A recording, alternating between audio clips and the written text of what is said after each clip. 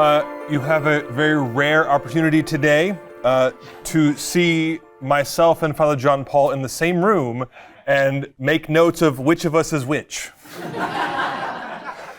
I know it happens to me, and I know to him all the time. People are like, "Are you?" There's, so we're both here. So. It happened to me with your grandma. Yes, my own grandfather thought he was me. So. Yeah, so rare. I mean, just because of where we are, we're not usually in the same room. So take notes today, so you can be one of the few that understand the difference. Yes, we're speaking very briefly about the importance of the fifth grade retreat, and that's or the what do you call it? A vocations day. There we go. And that sounds very excellent. I'm going to kind of say other things than that, except for maybe in a via negativa way. That wasn't my experience. But that's not a bad thing. I'm not discouraging from that. In fact, let it be encouragement that we need to do more of those sorts of things, because the short of it, I didn't have that kind of thing at all. The way my story works out, I'd like to add one more time period. So Father John Paul said there's two major bits of discernment. There's 11 years old, 17 years old. The next one is, if the question isn't answered, or at least confidently in direction, at 17, the next one comes at about 20. That would be about sophomore year, junior year of college. So if a young man doesn't finish high school with a focus, maybe it's just because, which is very often the case, to go to college is the thing. That's what many parents spend, honestly, too much energy worrying about. Are we saved up enough for college? Like, what's my kid going to do? Have they taken all the right classes? Which, just as if you have children or grandchildren in this boat, most of honors classes and million activities is a waste of time, because the colleges don't care much as you think they're going to. Much better to be a well-rounded, well-rested family and individual than to heap up mounds and mounds of impressive things that most likely the college is not going to actually care about. Now that could segue into vocations, because if we're putting our energy in the wrong place to getting all of the best grades and having all of the best clubs to be part of, maybe that's a bit of misplacement of energy. But for me, that early, middle university time is when the discernment really happened. But I'll go back. I did go through K through 12 Catholic education, so 2-3 years, so kindergarten, first and second grade at Bishop John Carroll, and then 3rd through 8th grade at St. Elizabeth Ann Seton, and then 4 years, so 9th through 12th grade at Bishop McGinnis. So to go to Oklahoma State, which is where I went for university, was my first time to be not at a Catholic school. But, and this is sort of the via negativa, but encouragement part, vocations and events like we're talking about doing now didn't factor in at all. The priests were around at the school, and in youth group in 10th, 11th grade, we got a little bit. The DR or the youth director, even though late Katie Gordy, some of you probably know her. She would not leave me the hell alone about it. I say that in love. I finally told her one day. I said, "Katie, I am not forgetting about thinking about priesthood. Please stop asking me," because every time, she meant so well, and I know she prayed for me so much. But every time she thought about priesthood, like, yes, I have. But as many of you know, if you've had teenage sons, 16, 17, 18 years old, if you push too hard, it does the opposite of what you want, right? But Catholic school for all that time, and vocations was not a thing that was talked about. Again, the priests were around. I remember Father Ratterman being in the classrooms around the school quite a lot, and that was good. And McGinnis, there was masses, but I'm not a morning person, so 7:30 a.m. mass before school wasn't going to happen. I still don't have morning masses, thanks be to God. They're like 11 a.m. mass, like, yeah, I can do that. I'll be all right. So it wasn't really until I went to Oklahoma State that it became the question. I mean, obviously, at those ages that Father John Paul referred to, I was thinking about what do I do with myself, but the answer was mostly like astronaut or things like that. Like the idea of, oh, maybe I should go be a priest was never brought up, ever, by family, friends, Catholic schools. Well, that's not entirely fair. I'm sure it was mentioned in the Catholic schools. I probably wasn't listening. Sometimes this is a lesson by John Paul can tell us as a pastor. Oftentimes we think, we say something once, we think that did good enough. Well, yeah, I mentioned, just this as an example, we are doing some renovations at the back of my parish, just the cry room and the bathroom kind of being renovated. I've been talking about it for weeks in the announcements. I posted pictures on Facebook. Hey, look, the things begin, got to make a little mess to get some progress. Father, what church is that at? I'm like, I know that you've heard me announce this at least 3 times. How are you confused about this? So, all that to say, I don't remember ever having heard a vocations talk or, someone mention or someone ask me when I was anywhere in Catholic school. It probably did happen, here and there once or twice, maybe in a homily or something like that. But we should not feel bad about being insufferably annoying about it to a certain extent. Not like, with Katie Gordy, God bless her, God rest her. But in a general sense of hosting talks and events and just keeping that question kind of in the air. Many of you have had children. You take out the trash, do this. What? I told you 6 minutes ago. Oh yeah, I guess so. It's so we should feel comfortable doing these kinds of things because young people, young men especially, are so easily distracted, and we need that corralling. So don't feel bad about that. But because I missed the regular amount of those things back in the day, the Lord had to be creative. So I'm in college again. I've had objectively thought about priesthood, but not until kind of a rebellious time of life. And I don't really want to do that. I'm gonna pretend like I didn't hear that. Yes, I was thinking about it, but not in a really open-minded kind of way. So I'm at Oklahoma State, freshman, sophomore year. I went to Mass on Sunday, because they have a 5 p.m. Mass there. I don't know what the schedule is now, but they had a 5 p.m. Mass with free food afterwards, which is very important. And so I would go to Mass for the food, and because I knew my mom was going to ask me, and I didn't want to lie to my mom about not going to Mass, I was like, okay, I'll go, fine. So I went. I wasn't there because it was Mass. I was there because I felt, just out of pure guilt and obligation, which is not always a bad place to start, but it is what it was. But then I got a speeding ticket one day. Well, I don't want to have my insurance go up, so I'll do some community service to get it off my record, however that works. And I was like, well, I'll go to the church, fine. So oh yeah, if you clean up some cigarette butts outside. I'm like, okay, fine. So I was doing that, and a young lady comes by, says, hey, are you a student here? Yeah, I'm listening. She's pretty. She says, are you going to go to student mass later? I said, I don't know. Are you? She said, yeah. I said, okay, I'll go. So I go to the Wednesday evening student mass. Go to that a couple times, and the same young lady later. I don't remember who this young lady is, by the way. This is kind of one of those. I think it's probably better that way. Hey, we pray a student rosary on Tuesday night. Do you want to go? Are you going to be there? Yeah. Okay. Cool. I'll go. So that's what got me in the door to things just beyond Sunday. And then eventually there's a Bible study on Monday and some other stuff too. So I remember the day distinctly. I'm sitting anybody familiar with the old St. John's in Stillwater? A couple of people. There was kind of an entryway to some chairs kind of in the front by the offices. And I remember sitting there and distinctly realizing, I've been here every day this week for many weeks in a row.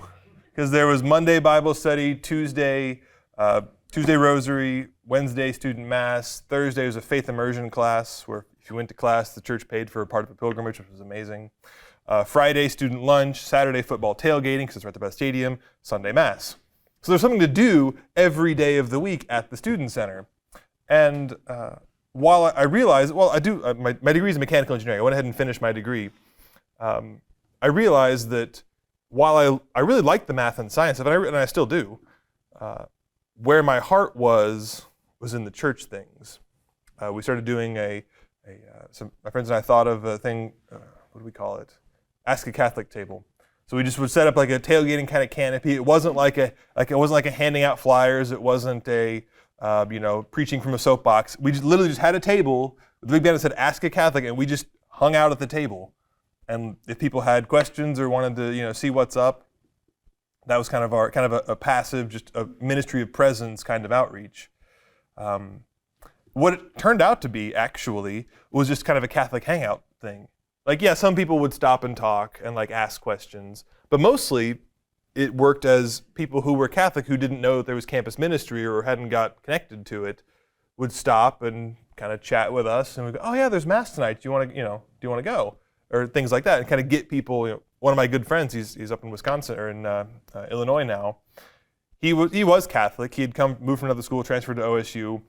Didn't really know what he was doing with himself. Kind of that 20, 21-year-old in college, who am I kind of question phase, and found the church in Stillwater, and now he's one of those awesomely stereotypical in a good way, like sort of power Catholic couple kind of families.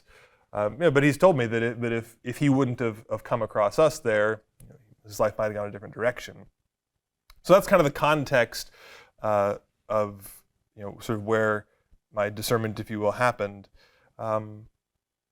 In that, really stumbling into being active at the church a lot, and kind of, by year 3 or 4, I didn't have officially the title of like campus minister or something like that, because somebody else actually had that title, but sort of an adult, an older person had that, like managed the office sort of stuff. But I sort of had my hands in, if you will, in a sort of unofficial leadership capacity, all of the student stuff that was going on. And one of the things that caught my attention one day, somebody asked me a question, like, "Hey Kelly, what are we doing next week about this?" And I had no idea, because that was back in the days when that was a parish and a student center kind of at the same time, which is not a good idea if you can avoid it, because there's too many crossing of purposes, people to share rooms and spaces and stuff. And it was a question that was clearly should have been for the pastor. But I had, by the grace of God, I suppose, it wasn't intentional, I kind of ingrained myself so much into everything going on around there that I remember being struck by the question, like, oh, they think I'm in charge here. Clearly, I'm not in charge here, right? But just like the question that they just had kind of asked me without thinking about it, it's like, oh, huh. And so that made me think, I clearly have some church leadership capacity going on here. Like that kind of doesn't happen just on accident, right? And that made me kind of look back. That was part of the same time I realized I've been here every day, right? I looked back, I was like, oh, this is a lot. But it's not, how do you say? Mine's the kind of vocation story that if Father John Paul said, "Hey, will you come talk to the 5th graders?" I would probably say no. Because a significant part of my vocation story is like going to the bar after Mass. And like having arguments over drinks with people, like random strangers I would meet at the bar in college. And there wasn't always a moderate amount of drinks. So, to be honest about that. But the fact that it would so often happen that those kind of bar conversations would turn to, the fact they would turn to religion is not a big surprise. But the fact that I would be defending orthodoxy and trying to call things to the catechism, inviting people to Mass in the middle of the loud music of some of the bars that we went to. Like, "Hey, you should come to Mass on Sunday." Because people would tell me they were Catholic. So that kind of thing, again, is something that's very, very a part of my story, in that that I was doing that kind of thing made me realize, oh, this is where my heart really is, right? If on a Saturday night at Techno Beatdown at the bar at 2 a.m, I'm inviting people to Sunday Mass, which they didn't come, those guys, but that clearly speaks to where my heart is. And so those kinds of experiences began growing on me. And then I was, some point, again, in the same sort of time span, I had gone as a chaperone to Catholic Art Work Camp with St. Monica Parish, with Katie Gordy. And there was adoration as part of one of the evenings, and there was lots of people kneeling and praying. And for whatever reason, I was kind of at the back of this gym full of people during adoration. And I felt a really strong sense of spiritual responsibility for these people. Not those people specifically, but those people, in fact, in the sense of the people of God. I remember really having the thought of, well, sorry, but that's a priestly sense of responsibility. Because I've been trying to tell them, oh no, I'll just be a deacon someday. No offense to the diaconate formation program, but that was clearly me saying no, I still want what I want, worldliness to. Oh, I want to get married and have a family, and then I'll serve the church later, right? That was the spirit of that, which that is a good thing for those so-called, for sure. But in my case, it was a cop-out. It was sort of a giving God a half measure. No, I'll do the thing you want, but kind of on my terms, God. But that moment in adoration was nope, that is a priestly vocation. Darn, I have to go to seminary now. And I literally told the group of people who I was with, kind of adoration ended and we're kind of gathering up. I said, by the way, I have to tell you guys, this thing, I'm not really sure what it was, but I have to go to seminary. I'm telling you all, so I can't pretend like it didn't happen later. Because I knew if I didn't tell people, if I just kept it to myself, the next day I'd be well, I kind of, I would talk myself out of it, right? Because I didn't want to go to seminary. It was never, so to segue back to the younger ages, I was never one of the kids who was saying mass in the house when I was growing up. Never at all. It was not, we didn't have a Catholic family and the rosary every night and reading that. I went to Catholic school and that was good, but there wasn't the conversation of faith at home. It was, like I said, it wasn't the sort of the pious Catholic family vocation story at all. So to be called to the priesthood was very much a rude surprise. And I genuinely was somewhat annoyed at for a little while. But also I knew well enough that okay, you don't argue with God about these sorts of things, right? The experience was powerful enough. I was no, this has to be followed through. And so this was, I think, in July or so. And so we got back from that trip. I dutifully called up, I think, Father Novak at the time. And so I'm one of those seminarians who didn't go to Emmaus days and I just literally called up, said, hey, I want to apply to seminary. Father Novak's hi, who are you? What?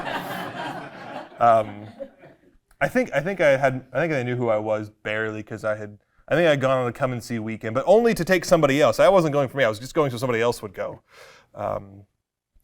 So they knew me a little bit, but I don't think I was on their radar at all as somebody who might call and say, hey, give me the paperwork, I'm ready to apply. But I did. And from that time on, everything just fell into place so easily. I'm a big believer in you do what you think needs to be done, but pay attention to what doors open and what doors close. And because if you find yourself just fighting against all these closed doors, well, maybe you should try a different path. But as soon as I said yes to that and began the application process, everything just went so smoothly. It is hard to apply to seminary. There's lots of paperwork and medical stuff and psychological evaluations, and there's lots of hoops to jump through. They're good hoops. They're important. I'm not saying that we should skip them, but it can be a lot. But that all was honestly super simple, super easy. I don't remember having stress or anxiety about it. I decided to go ahead and finish my degree, so I'd finished 5 years at OSU, so I'd changed majors and failed some classes. So I went ahead and finished my last year, so I had 6 classes left to finish. So I'm taking jet engine design while I'm applying for seminary, but it was neat. But it was also good to have that last year.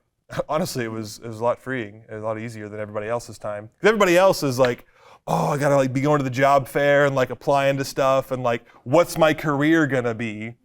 Whereas I just need to do modestly well in my classes, and then I'm going to seminary. So it made it a lot easier to be present to the moment, to cherish time with friends on the way out, to really embrace that college life, if you will, in the positive aspects of it, and then to go off to seminary and then be like, I'm in rural Indiana.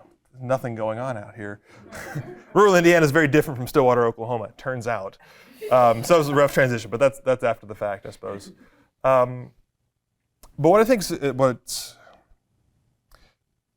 what I want to convey, or what I want to have us be aware of, and something that I try and bear in mind, is that very often, the Lord doesn't do what we think He's going to do most of the time. I mean, look at so many of the saints and the apostles, the unlikeliest of people, right? In younger grades or even in high school, I wasn't getting leadership awards. I was not an extrovert. I wasn't somebody who was anybody in the class. I was just kind of a wallflower, back of the room kind of person.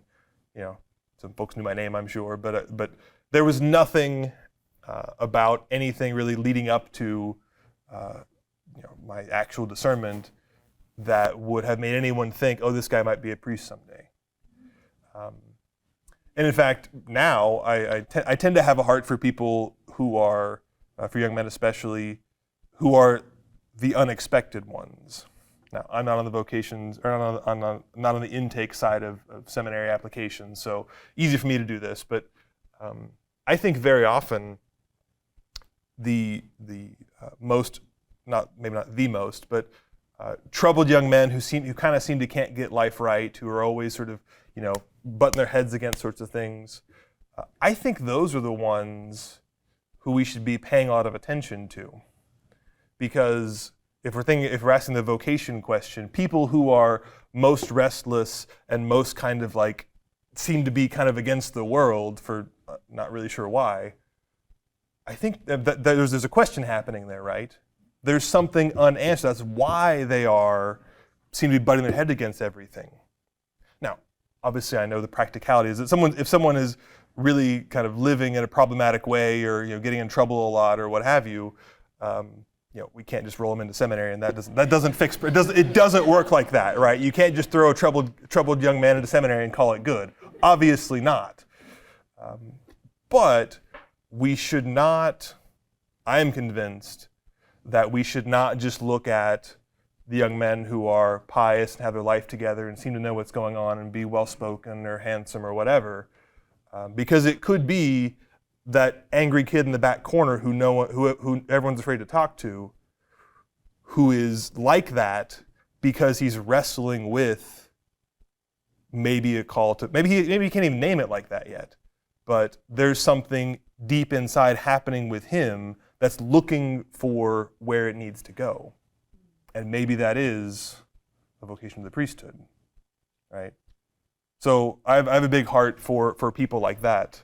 I don't know what context it might come out in, but I've always thought I would like to be involved in high school context, in some context, so as specifically to be able to kind of intercept the troublemakers, and rather than be like, you shouldn't be doing that, stop whatever it is that you're doing. How dare you doing burnouts in the parking lot with your Mustang, right?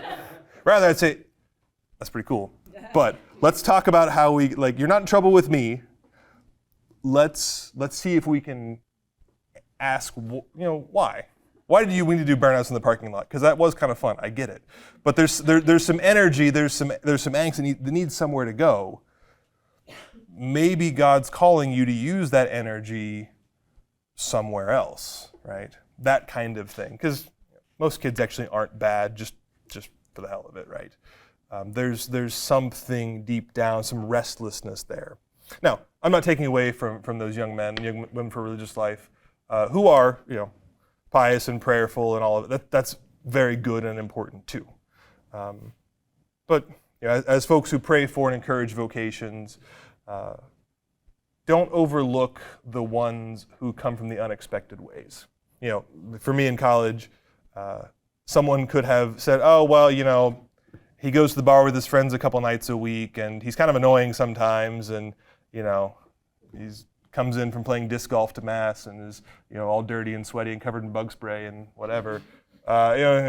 Just go sit in the, go away, right?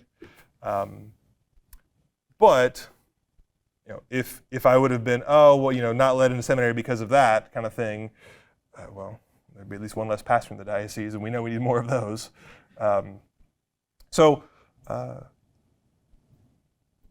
my story has been one that is, honestly, from my perspective, of continual surprises. That, I guess here I am.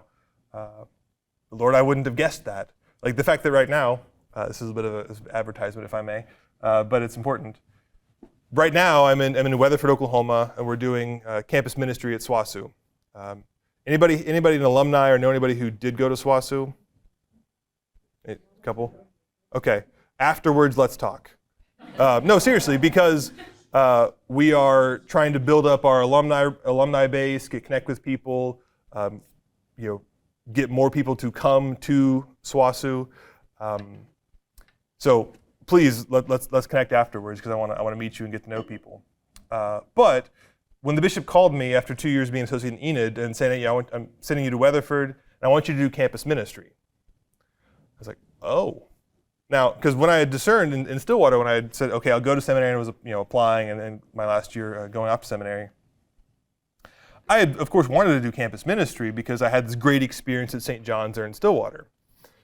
But coming to this archdiocese, I thought, well, the only one is St. Thomas More Norman, and that's not going to happen because I went to OSU. Now, that was me being naive because the bishop doesn't care where I went to school at undergrad for assignments, but I'm not going to Norman, just to be clear. Father Brian is very happy there. I'm not saying that. But so when the bishop said, you're going to Weatherford to do campus ministry, my thought was, I guess there could be, I suppose there's more than one university in this state. I literally had no idea that there was anything to do with campus out there. Now, and then I had thought, again, thinking of the big places like Stillwater and Norman, and Tulsa, I was up in Tulsa a lot, that campus ministry would be just, doing at a place that already existed and well established. Well, no, the Lord thought that wasn't enough work for me to do. So when I go to Weatherford to do campus ministry, there ain't much happening there. And so, I had thought when I was discerning, well, maybe someday I can do campus ministry as a priest. Wouldn't that be neat? And I just meant, jump into participate in it. No. The Lord said, no, you're going to do it from the ground up. So when I got there were just, 5 to 7 students meeting with 2 professors for an hour, one night a week, which is, thanks be to God, that was happening. But if you have a campus of 5,000 students, if you just do some math, if Oklahoma's 5% Catholic, and there's so 5% of 5,000, there's 250 theoretical baptized Catholics on campus. So if we're only ministering to 5 or 7 for an hour, one night a week, it's not nearly enough, right? So we've gone from the parish basement, we rented a house, and the diocese helped us buy a property, and I've renovated this and that. We just bought an adjacent property. We're going to have a chapel, and hopefully this summer, we'll begin fundraising to build a proper student center with like a 100-seat chapel and all of that. So, if you want to help build that, let me know. Totally transparent about that. We're going to need some help. But I so often, when I step back at it and laugh at it, that back in Stillwater, when I was discerning to go to seminary, rather when I had said, fine, I'll go. That's a better way to put it. And I had kind of, in a way that I thought it would never happen, hoped I could do campus ministry. But I think probably even prayed specifically, like, Lord, I don't see how this will ever happen. But I guess if it will, let's see what goes on. So I often laugh to myself now, like, oh wow, not only do I get to hang out with college students, do campus ministry. I'm a night person, so they'll text me at 10:30, be like, "Hey, Father, you busy? No, what's up? Hey, come hang out." Like, all right, cool. So I'll go over to the student center and shoot the breeze with them until midnight, which is their loss because they have class in the morning. I don't. I've done my time though. I took a class at SWASU just to be on campus and kind of just try and connect with the campus things. And I did the math. I have had 27 semesters of higher education. They're like, oh my gosh, wow. I was like, I know finals week. You guys got this. You're gonna make it. Believe me. I've been through finals week so many times. So again, my story is one that's a very roundabout kind of way, and I found a lot of grace and sort of moments of discernment in unlikely places and sort of amongst unlikely crowds. But I think it's really important to remember that God calls not from the places we expect, not from those who seem the most likely, but very often from, like Stanley Rother, very often from the ones who we overlook, the ones who we don't think about, the ones who in the moment may seem completely unprepared and completely out of line for what we think things are for. But God definitely doesn't work that way. And so we should be, in the right kind of way, open and encouraging to all who God may be calling, even if it's not the ones that we expect. Thank you.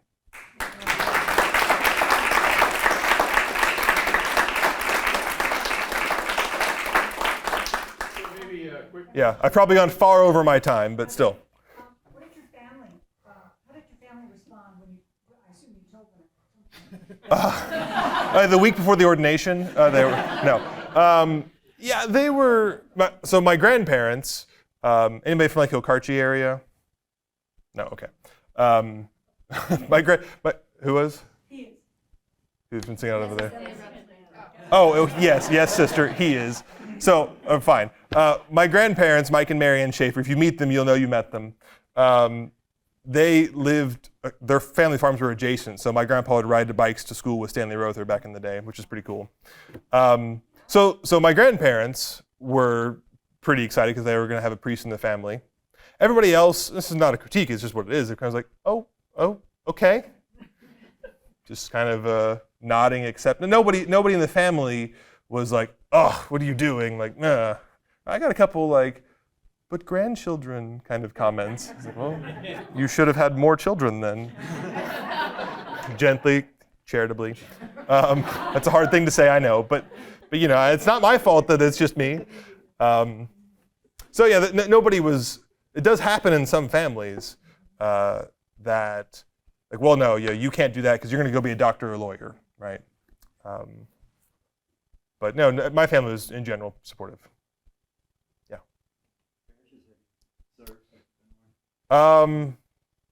Just 2 locations. So I did 2 years in Enid, which has 3, now just 2 parishes at it, and then in Weatherford. So it's only my second assignment right now. So Weatherford, the mission in Hinton, and campus, SWASU campus ministry. We had a 3rd parish, but we closed it recently. Yeah. Your mom sent me a link to your YouTube channel. That's a dangerous thing. Don't do that. And it's very amusing. You do all the work yourself. I know you play multiple characters. Yeah. You do all the editing. Yeah, she's referring, and so you need to bring that up. I knew somebody was going to. Because as you've seen, I like to tell things a funny way. I do YouTube shorts or Instagram videos, and with smartphones you can do it all pretty quickly. Just the editing stuff like that, it's super simple. It's something that there's nobody else around the rectory or the parish life is often quiet throughout the week. So I got a couple hours. It's kind of a fun hobby to be creative. It's not a homily context, right? Because you can't do funny things in a homily quite like that. What's your show? What's your handle? I think it's just Kelly O. Edwards. Is that what it? See, I don't even know. I can share. I can figure out what it is and share the link. Or Instagram. That might be Instagram. Honestly, I don't know. I have fun doing it. I don't really care if you like it or watch it, to be honest with you. So I don't even know what the promotions of it is. Yeah, follow John Paul's going to tell everybody. Thank you. All right. Wonderful. Thank you so Well, thank you for having me. Appreciate it.